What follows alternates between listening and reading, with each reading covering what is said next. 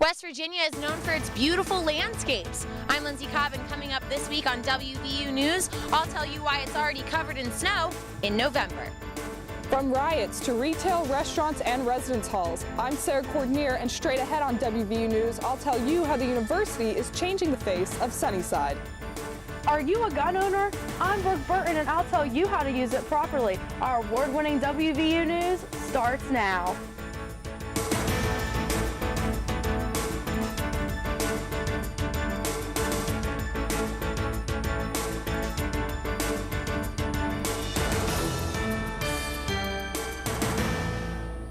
Seven people have died in West Virginia as a result of Superstorm Sandy, which devastated the East Coast. Our reporter spoke to the survivors and found out how they're recovering. I'm Lindsay Cobb.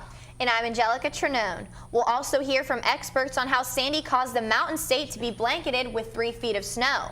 This is WVU News, an award-winning newscast produced by television journalism students at West Virginia University.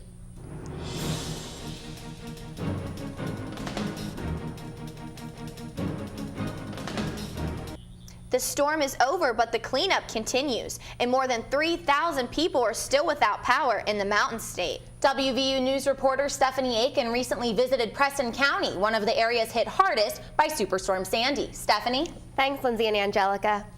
It's been 2 weeks since Superstorm Sandy hit West Virginia, with winds reaching 65 miles per hour in some parts of the state. 7.5 million households along the East Coast lost power because of the storm. 200,000 of those customers were right here in the Mountain State. The high winds and snow became a full-on blizzard in Preston County. I went there and spoke with residents on how they are coping with this disaster. Another tree has fallen in Preston County. After Hurricane Sandy brought dangerous amounts of snow to the area, resident Dave Calvert was forced to cut down his family's pear tree. It was a beautiful tree. I hated to lose it, but I'm just glad that's all the damage that there was. Over 18,000 Preston County residents lost power. The unusual heavy snow so early in the year was to blame for such large power outages. Hundreds of Preston County residents took to shelters during Sandy because they weren't well prepared. The Red Cross recommends you stock up on commonly forgotten items, such as paper products and prescription medicine.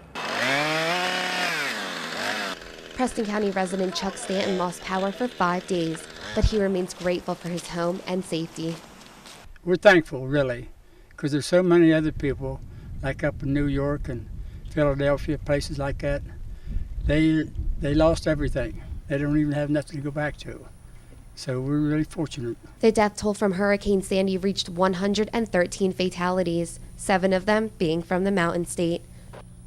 If your damaged property is one of the counties declared a federal disaster, then you may be eligible for federal assistance. There's more information available at FEMA.gov.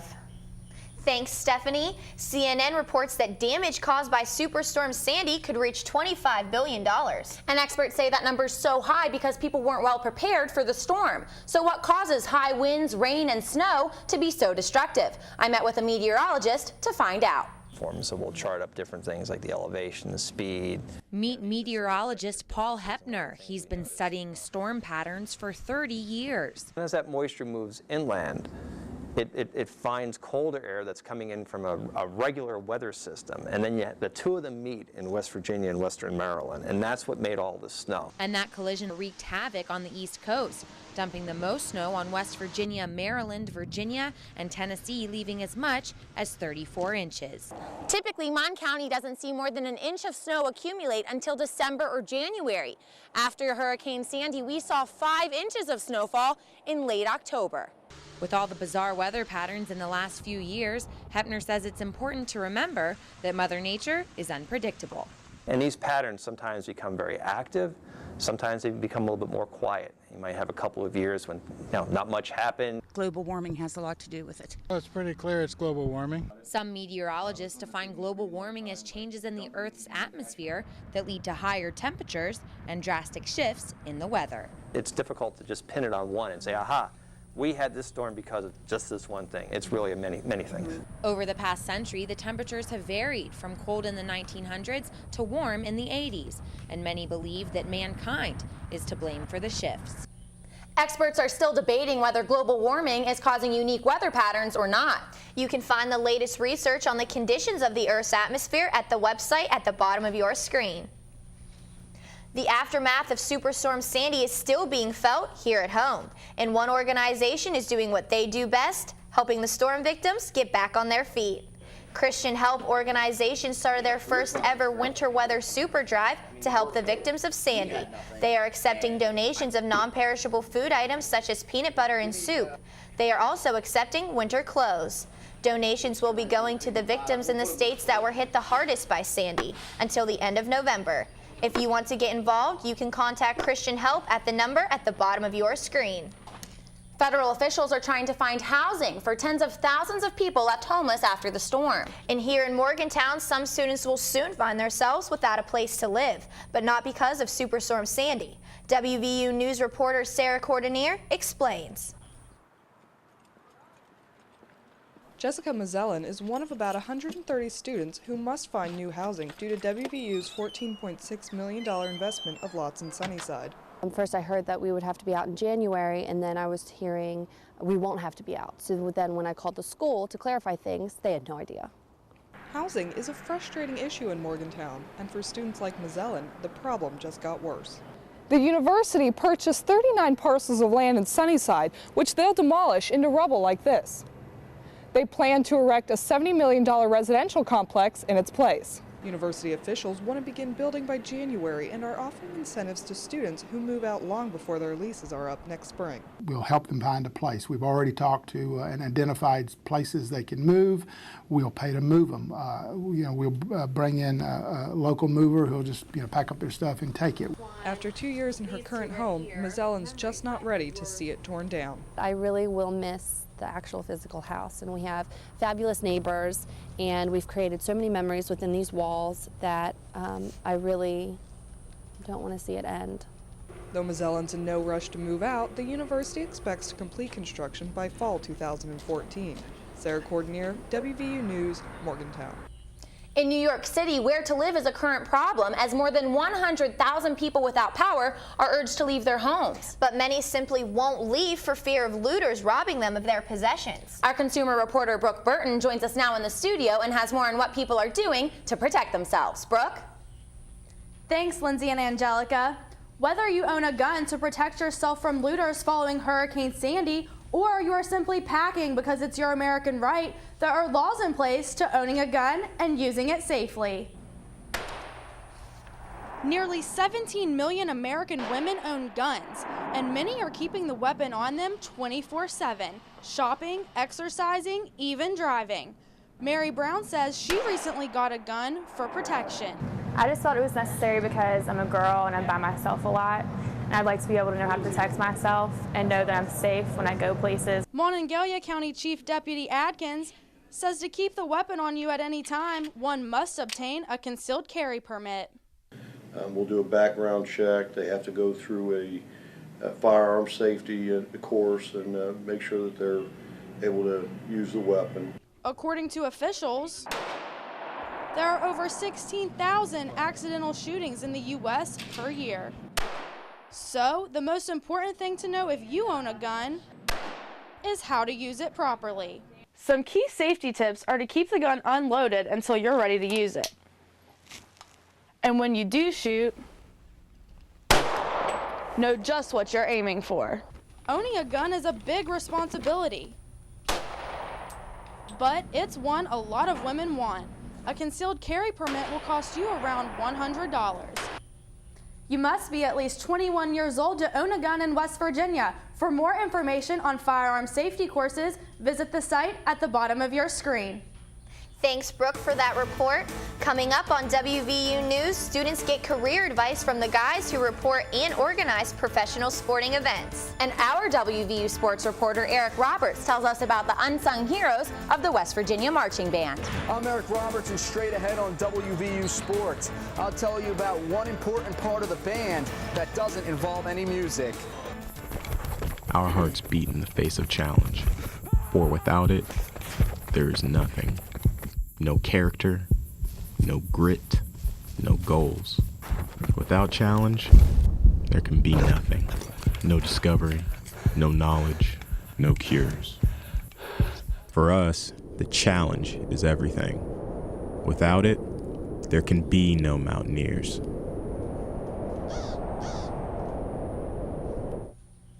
The West Virginia University Marching Band has been entertaining fans for more than 100 years. And the Pride of West Virginia is known for their explosive field shows.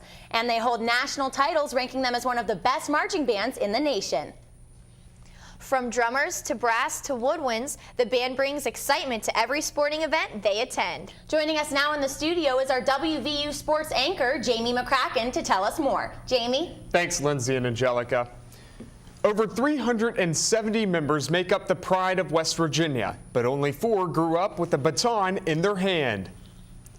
For over 40 years, the WVU Twirlers have been a part of the marching band. WVU sports reporter Eric Roberts tells us how the band has a long-standing tradition of attracting world-class twirlers to Morgantown, and this season is no different. 60,000 screaming fans greet the 4 WVU Twirlers as they run onto the field for pregame. The girls say it's one of the most humbling experiences their unique sport has brought. I started twirling at age 3. My mom put a baton in my hand when I was 2, and she just kept promoting it to me, and I was in a couple groups, and then eventually by the time I was 4, she decided to let me compete. Performing on a college field has been a dream for these 4 girls since a young age. On average, they practice 20 hours a week, perfecting their skills. We practice a lot. We do 20 hours a week, and it's something we worked our whole lives for. And yeah, we don't really get enough attention that we probably should get. Baton twirlers can choose from over 1,000 moves, like the elbow roll. All of the West Virginia Twirlers have been practicing their skills for over 15 years. Kirsten Brown, Kylie Gardner, Whitney Godwin, and Torianne Grail are some of the best in the country. But I think twirling in general, I really like that I've got to go so many places and meet so many new people. I know people in every state, I know people in different countries, and it just really brings people together, and it's a lot of fun. In addition to finding friendship with a baton, these 4 girls also found family with each other. The Twirlers will be competing internationally this February at Disney World. Eric Roberts, WVU Sports, Morgantown. The WVU featured twirlers all hold international titles, high GPAs, and are some of the hardest working student athletes on campus. Lindsay and Angelica, back to you. Thanks, Jamie. Those twirlers show that anything is possible if you work hard enough. I agree. Self-discipline can lead to big success, and 3 very successful guys recently stopped by the Erickson Alumni Center. ESPN sports anchor Jay Harris recently spoke at an event called Advice from the Pros. Harris gave advice to WVU students on how to network, what skills are needed in the industry, and what pitfalls to avoid when starting out in the professional world. Vice President of Human Resources with the Houston Astros, Larry Stokes, was also at the event. Stokes said internships are extremely important. Senior Vice President of Super Bowl Indianapolis, Tony Mason, said to put 100% into everything you do to leave an impression. I saw them speak, and it was very inspiring. And when I left, I felt like I could do anything I put my mind to. Well, that wraps up this week's edition of WVU News. Thanks for watching, and remember to visit our website for the stories you just saw, plus many more, at sojnewscast.wvu.edu. I'm Angelica Trenone. And I'm Lindsay Cobb. You can visit our YouTube channel at youtube.com/WVU News. And be sure to follow all of our reporters on Twitter. Thanks again for watching WVU News.